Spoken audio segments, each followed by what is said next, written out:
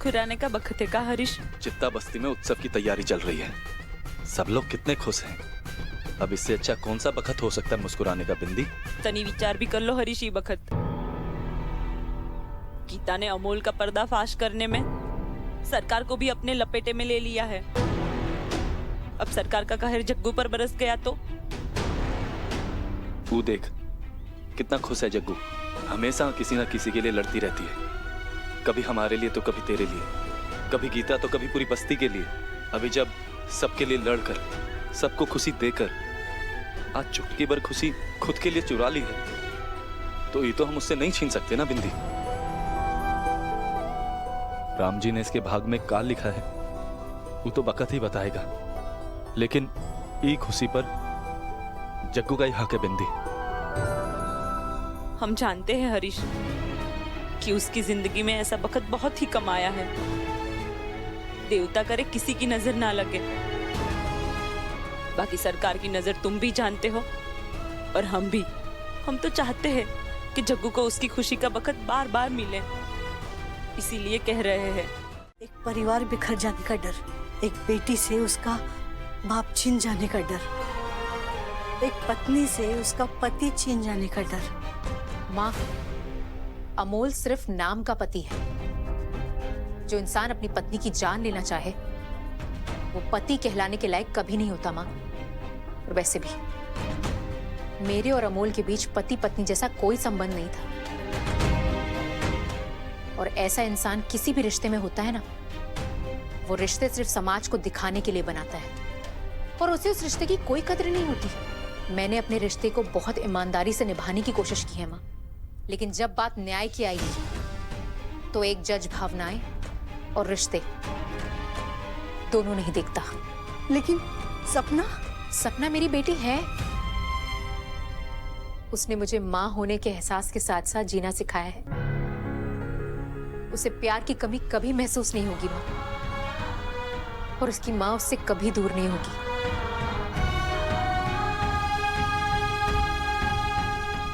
ये एक माँ से एक माँ का वादा है।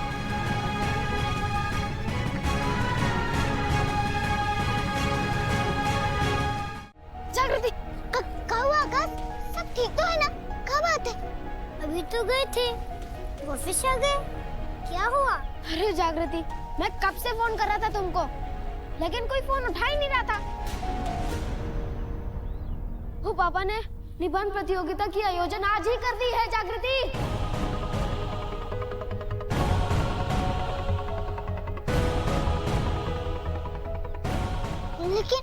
लेकिन अभी तो हम अच्छे से तैयारी तक नहीं की है आकाश। हम लिखेंगे कैसे? हाँ, और जो तुमने विषय चुना है उसमें मैं तुम्हारी ज्यादा मदद भी नहीं कर सकता। ऐसा कौन सा विषय चुन लिया तूने जग्गू? बहुत ही जरूरी विषय मौसी। हाँ, अब मुझे लगता है इस विषय को तैयार करने में तुम्हारी मदद सिर्फ गीता आंटी ही कर सकती है जागृति। अरे बता तो जग्गू, बता तो विषय क्या है? अरे मौसी, जब हम निबंध सुनाएंगे ना तभी तुम सुनना। जागृति, तुम अभी गीता आंटी के पास जाओ और उन्हें मदद करने के लिए कहो। ये स्कॉलरशिप मतलब ये छात्रवृत्ति जीतना तुम्हारे लिए बहुत जरूरी है। लेकिन सच कहूं तो सजा के डर से नहीं, बल्कि मेरी बच्ची के भविष्य की चिंता है मुझे, इसलिए मैं सब कुछ कह रहा हूं।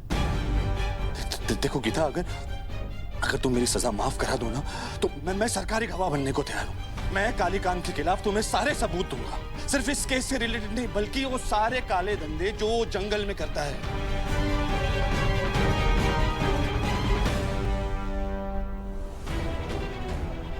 तिरपाल काका तो हमको यहाँ से जाने देंगे नहीं।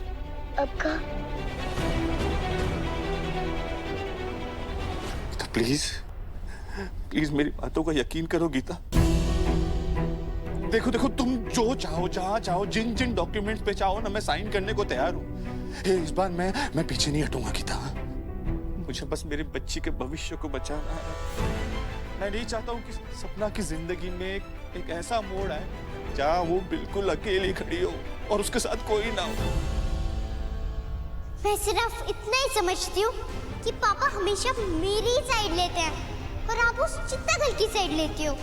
गीता, मैं कभी एक अच्छा बाप नहीं बन पाया, लेकिन अब बनना चाहता हूँ। आपको पता है मैं किस टॉपिक पर अपना एस्से लिखने जा रही थी? My dear mother. लेकिन अब मैंने टॉपिक बदल लिया है। अब मैं सुनाऊंगी my cruel stepmother. Geeta, Geeta, please Geeta, मेरी बातों का विश्वास करो प्लीज। मुझे एक मौका दे दो प्लीज।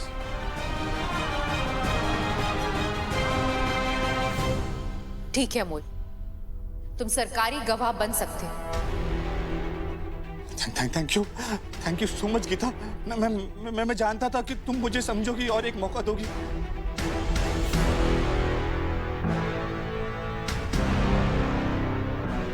अगर तुम्हें लगता है कि ये सब करके तुम हम दोनों के बीच कुछ ठीक कर लोगे तो ये बिल्कुल गलत है। Our marriage is over। हमारी शादी तो तुम खत्म ही समझो। ये तो उसी दिन खत्म हो गई थी जब तुमने पूरी दुनिया के सामने मुझे बेइज्जत किया था। ये सब उसी दिन खत्म हो गया था जब तुमने मुझे मारने की कोशिश की थी।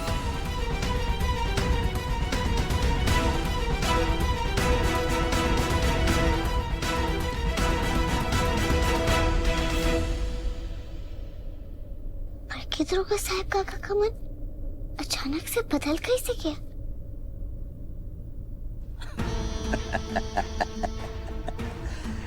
गीता, मैं कहा तुमसे दोस्ती का हाथ मिला रहा था। अरे एक बार जिसने चित्ता का हाथ थाम लिया हो उससे क्या ही हाथ मिलाना।